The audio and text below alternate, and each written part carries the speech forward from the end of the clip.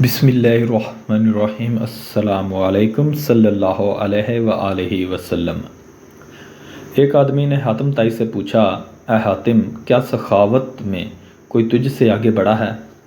حاتم نے جواب دیا، ہاں، ایک یتیم بچہ مجھ سے زیادہ سخی نکلا، جس کا قصہ کچھ یوں ہے کہ دوران سفر میں شب بصری کے لیے ان کے گھر گیا۔ اس کے پاس 10 بکریاں تھیں۔ اس نے ایک ذبح کی، اس کا گوشت تیار کیا اور کھانے کے لیے مجھے پیش کر دیا۔ اس نے کھانے کے لیے مجھے جو چیزیں دیں ان میں مغز بھی تھا۔ میں نے اسے کھایا تو مجھے پسند آیا۔ میں نے کہا، واہ، سبحان اللہ، کیا خوب ذائقہ ہے۔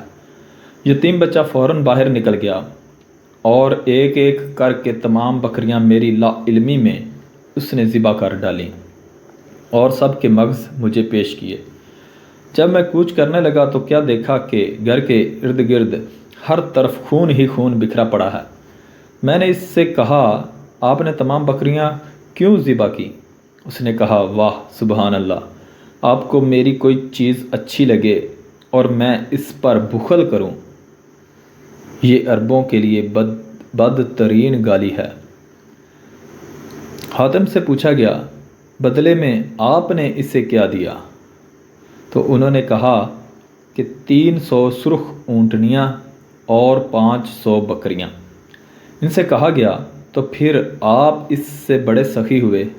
انہوں نے جواب دیا، نہیں، وہ مجھ سے زیادہ سخی ہے، کیونکہ اس نے اپنا سب کچھ لٹا کر سخاوت کی، جبکہ میں نے تو اپنے بہت سے مال میں سے تھوڑا سا خرچ کر کے سخاوت کی۔ سبحان اللہ۔ اللہ حافظ۔